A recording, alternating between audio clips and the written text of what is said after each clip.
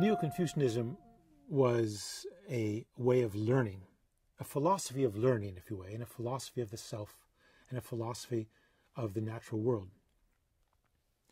But it was also in some sense, we could refer to it as a set of ideas, a position that somebody could take, but it could also be an identity. That is, for people who decided to pursue this seriously, could begin to see themselves as people who had taken on a new set of ideas and a new set of practices.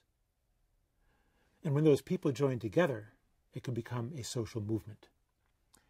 And in large part, thanks to Zhu Xi, Neo-Confucianism becomes a social movement in the 12th century of people who have made this their identity as scholars, as literati.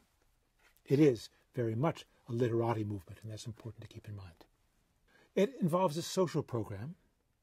It creates institutions, or it adopts institutional forms and promotes them that it believes, or that Neo-Confucians believe, will help both promote Neo-Confucianism and give people who in some sense convert to the Neo-Confucian position, a chance to work together, to meet together, but also to do good for others. So we see the rise of the private academy. In the Northern Song, in the 11th century, schools were almost entirely state schools. In the Southern Song, in the 12th, 13th century, we see the appearance of private academies, privately funded schools that prepare people for learning and for the examinations. Neo-Confucians adopt the idea of private academies, but not so much for examination learning, but to promote their way of learning, to do what they call 讲学, discoursing on learning, where teachers and students talk together about Neo-Confucian ideas, Neo-Confucian interpretations of the classics, Neo-Confucian views of history, Neo-Confucian views of family rituals, Neo-Confucian views of how the community, the local community, should guide itself. They start to build shrines to Neo-Confucian masters. Out in the world, the Buddhists have shrines, the Taoists have shrines, there's shrines to local gods. Neo-Confucians build shrines to earlier Neo-Confucians and offer them sacrifices and worship them in some sense. They create community covenants where fellow people who share the faith, people who call themselves sometimes tongzhi, people of a common will, can make agreements to monitor each other and their behavior, to try to bring about a moral society through their own actions. And interestingly, these community covenants cross family boundaries. They include people from different families, breaking away from the notion that the relationship is between government and family. They now have interposed another level, community. Community guided by local people.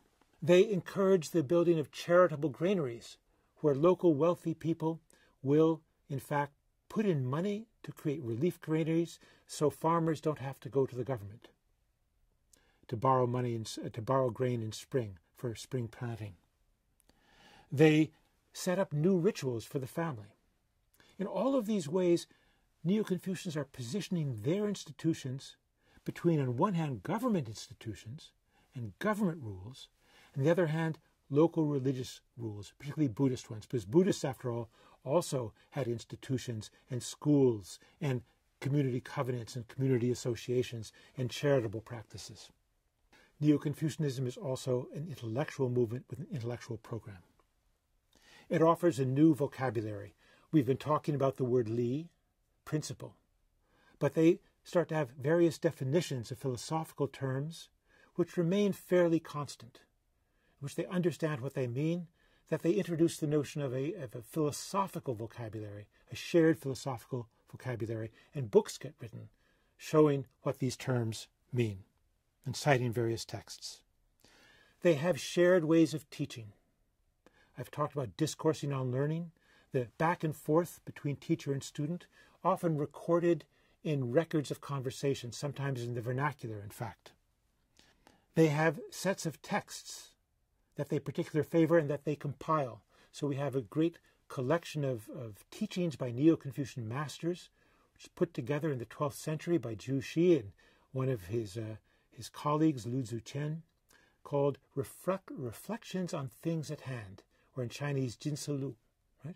which is in fact a collection mainly of the oral teachings of Chang'e, divided up into categories, new categories. And above all, they defined the goal of learning as sagehood, being a sage oneself. One result of Neo-Confucian teaching is a redefinition of the significance of the classics.